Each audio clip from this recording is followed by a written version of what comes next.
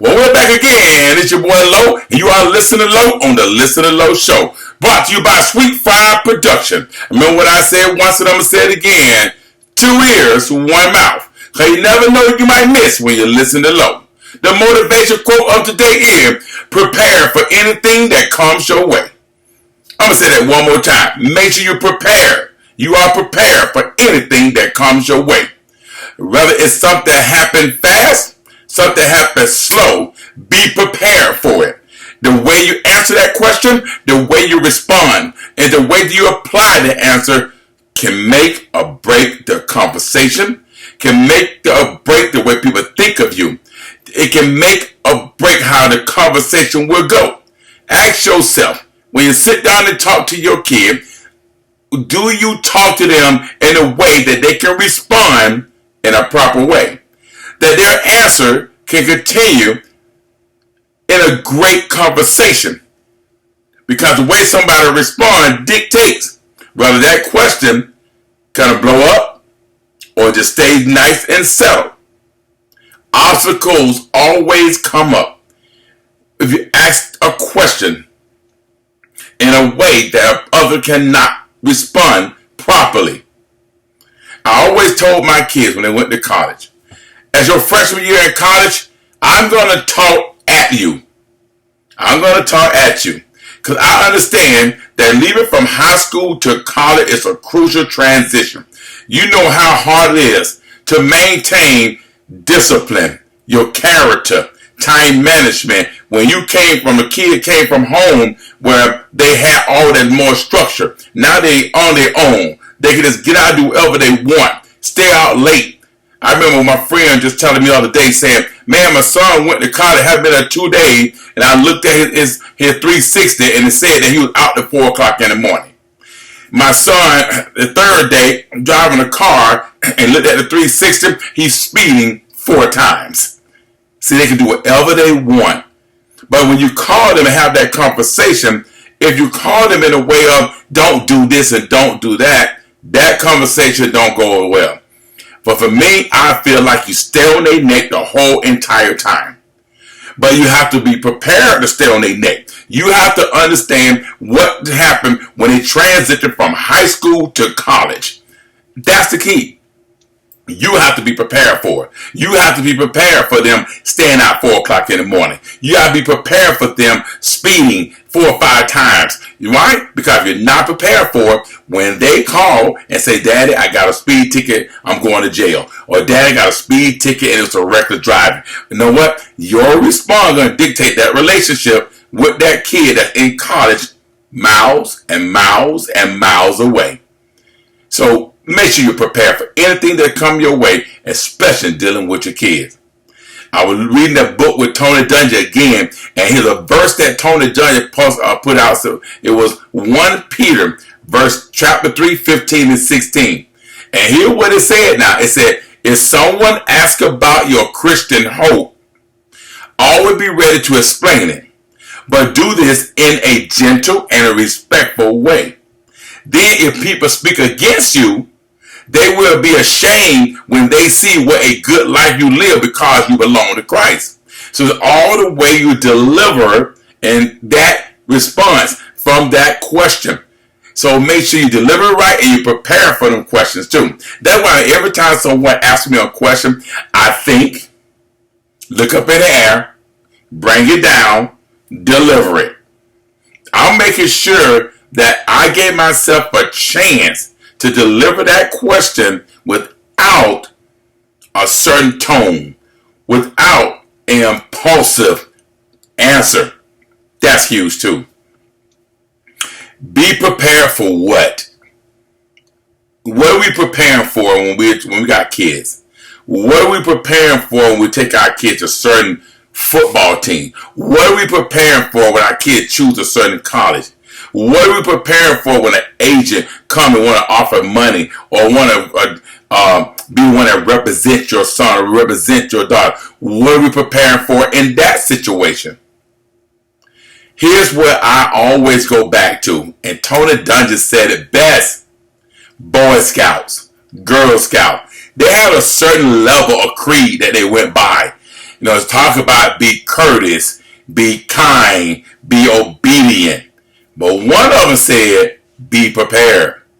When we was in Boy Scouts, I always talk about be prepared. Now I really understand what they mean by being prepared. Being prepared is a huge movement. It's been a huge part of the movement since the Boy Scout came back out in 1907. That's how huge it was when it came to being a Boy Scout. And this is what I mean by being prepared now. Because coming from the projects of Apopka and saying, I'm going to be in Boy Scout, and they telling us that we're going to go into the woods and we're going to build a tent and we're going to stay in a tent overnight and we can't bring no outside food. We have to find our food, eat our food, and prepare our food on our own. I was like, now how are we going to prepare for that when I do have some government cheese and some spam and bread? That's easy to get that. Slice it, throw the ham on it, throw that bread on, we're done here. I was not prepared for the woods. I was not prepared. No, they try to teach you how to build tents and all that, but they want us to do stuff on the fly.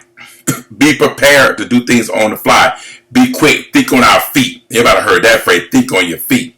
Well, sure enough, trying to put a tent together was smooth until the thunderstorm came. We in the wood. We building the tent. We putting the tent up. Thunderstorm came out of nowhere. They knew it. They said, it's coming. Hurry up. Now we got to hurry up. We wasn't prepared for that. Because now we did get the tent up. We good to go inside the tent. But the number one problem was the water came down so hard. What we wasn't prepared for was the flood or the rain or water coming that can get in the tent.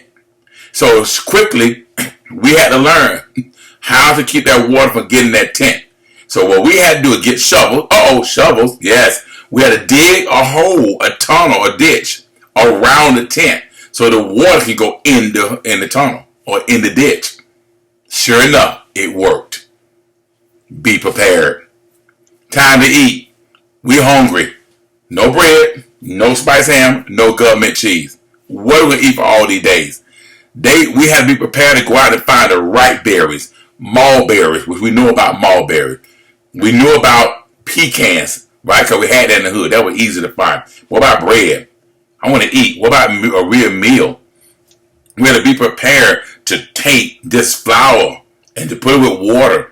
We had to stretch up and make our own fire and make our own dough, our own bread. We had to try to catch raccoons in traps and or rabbits in traps too. Oh yeah, you heard it right. Raccoons, rabbits. We had to keep them in traps.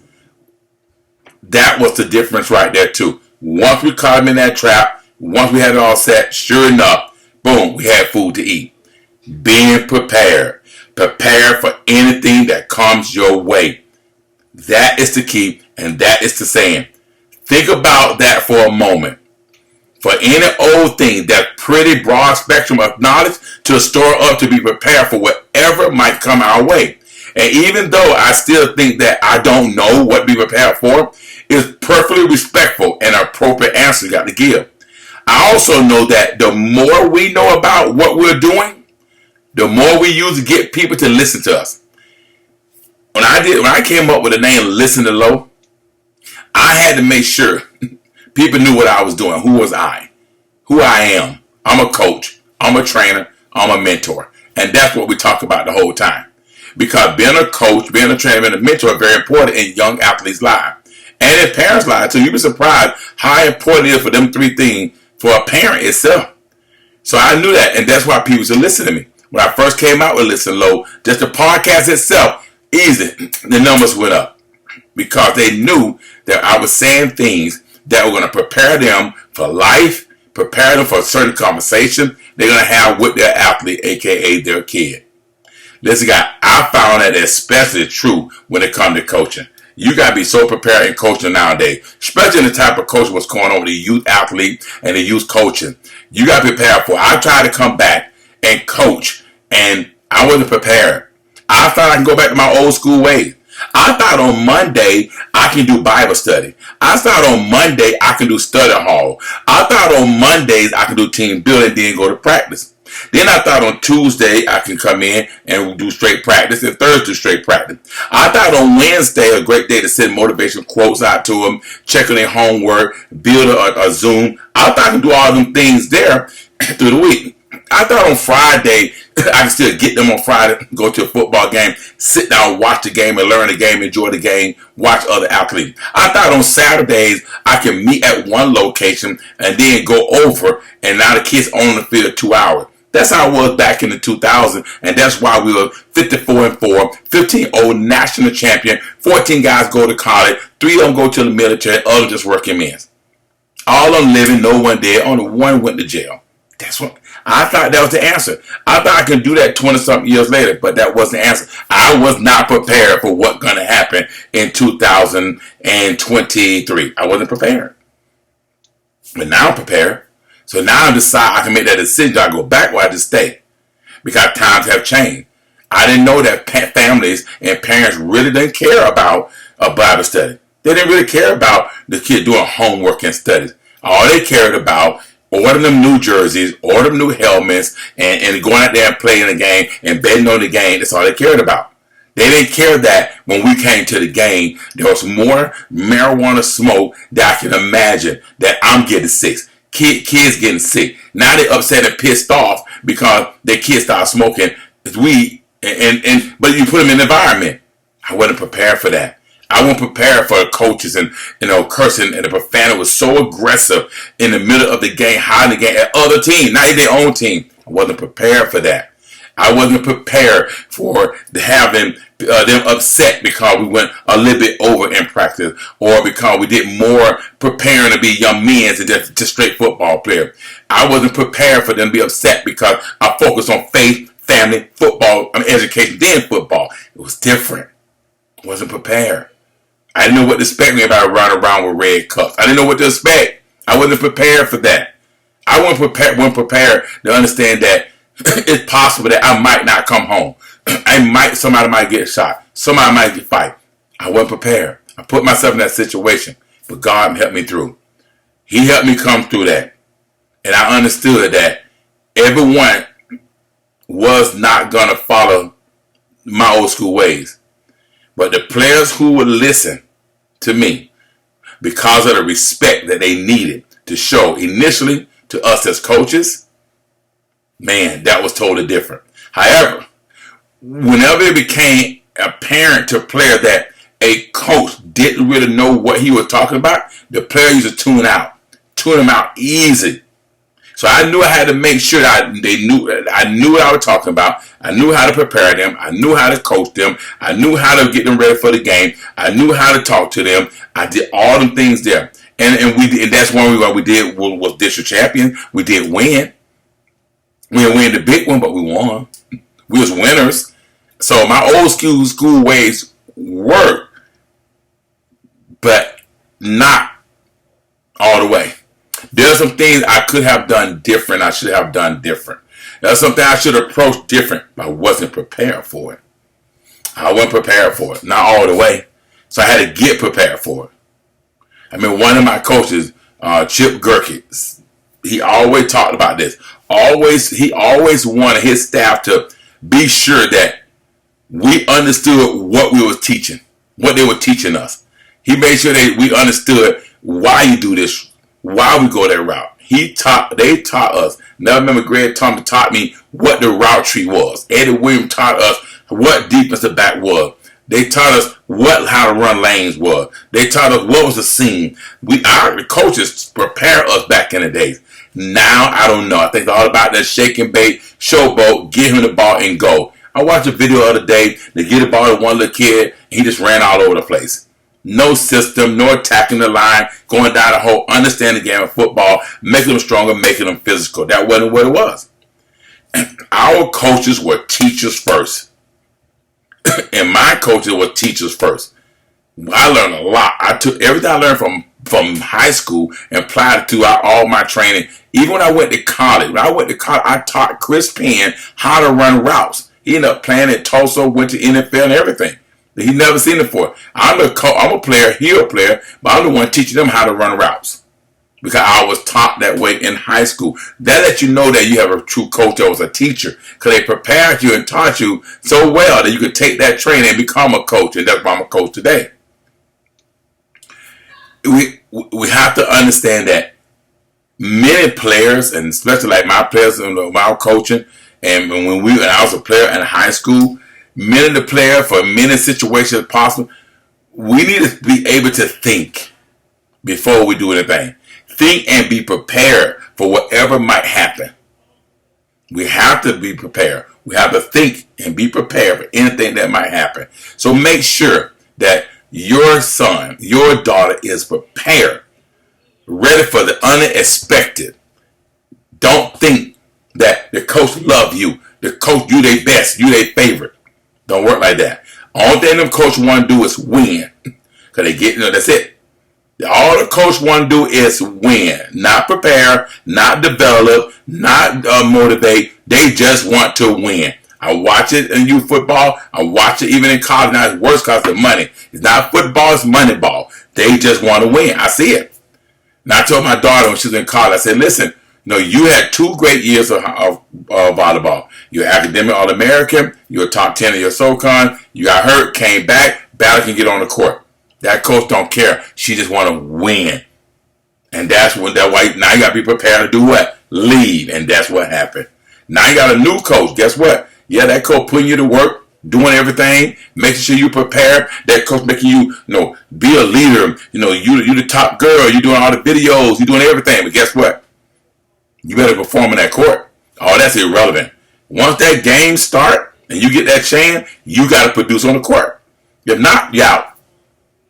That's how it works. They don't care. They want to win. Winning pays their bill. Losing, lose their jobs. No coach truly care about these kids in 2020. They do not care. I don't care. No one say they don't. I see it. I done been through it. I done been through it every level.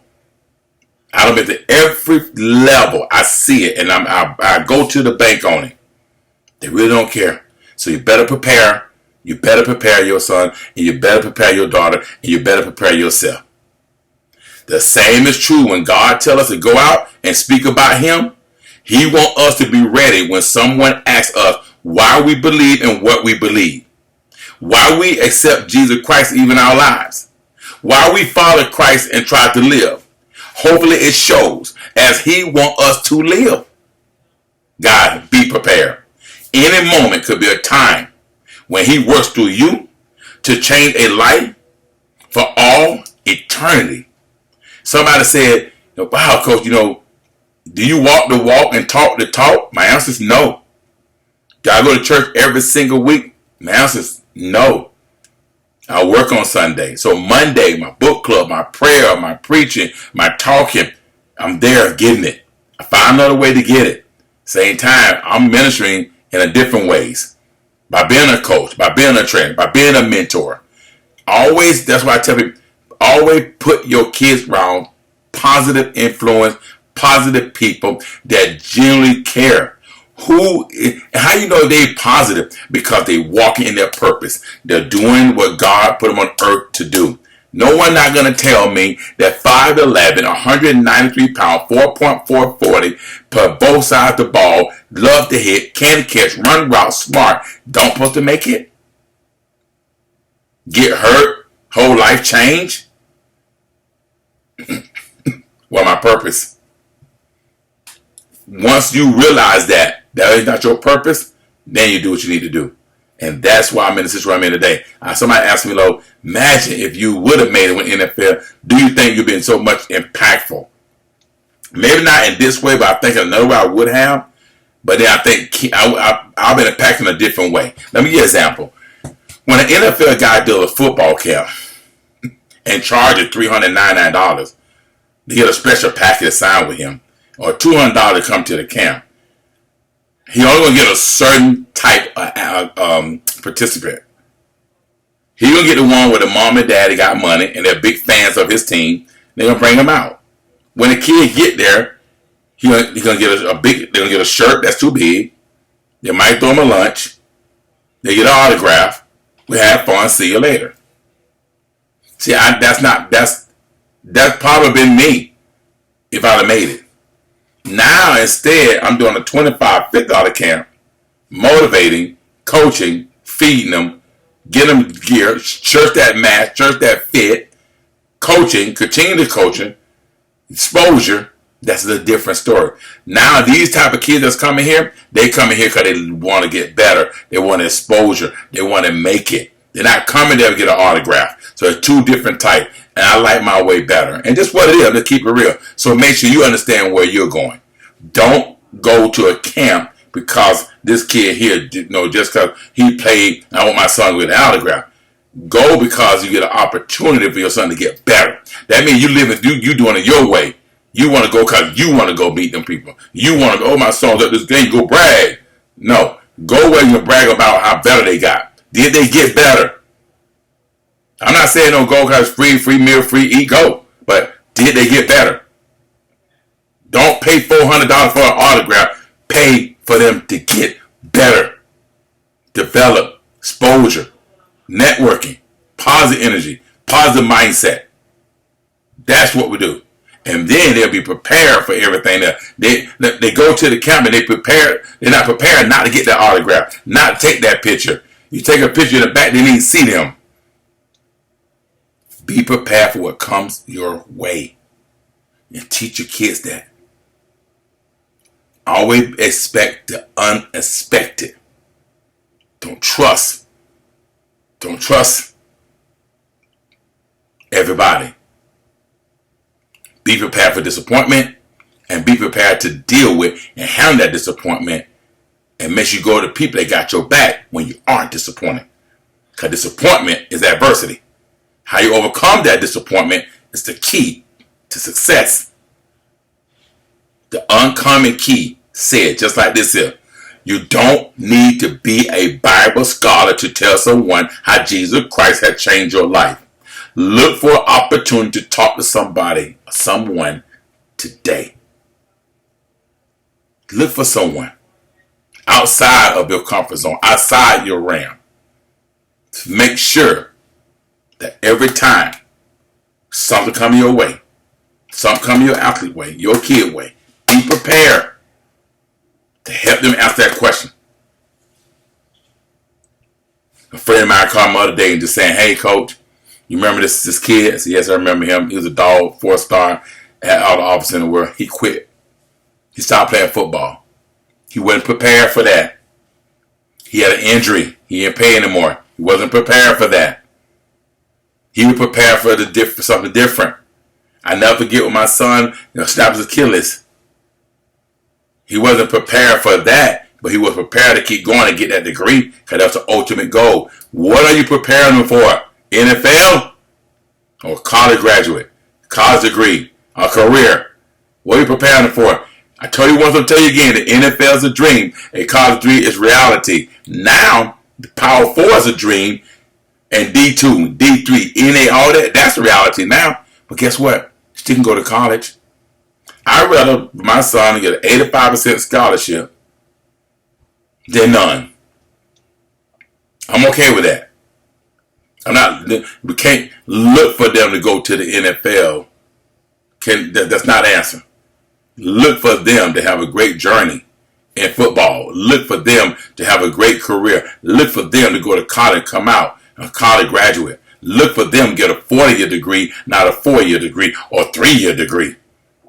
Don't have that mindset. Have the mindset of them going in. You see all these jerseys behind me? Some NFL, some not. The one we expect with NFL didn't go, didn't make it. One we didn't expect made it. But it was okay because some of them didn't want to go. They were happy doing what they were doing. They were happy, got their degree, did their part. Mama happy, they happy, got a job. None of them on the street, none of them bombed, none of them begging. Interesting, huh? That dream didn't come true, but the reality did. Right back here, you look back right here, top 24, college degree from Georgia Tech. No NFL. Went at opportunity, I move on my life. Number 2, 58, man up right there. Playing in college. Went in NFL.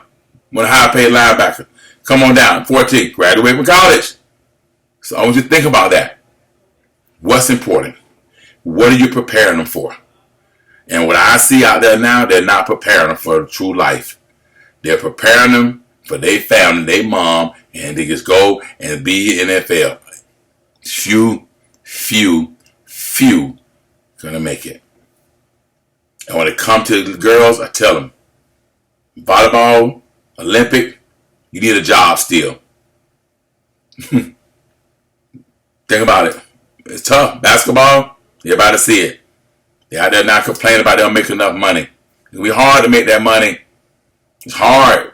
You gotta make money. People gotta spend money for y'all to make money. They're only gonna give you money just because you complain. They're gonna give you money because money come in the door. You're not gonna win that battle. It's tough. Be prepared.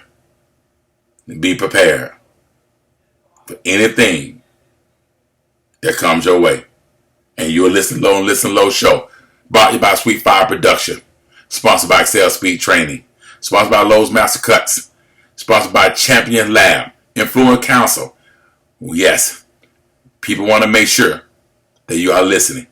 Like us. Subscribe. Share. Today. Camp King 1-2. Camp with a K. See you next week.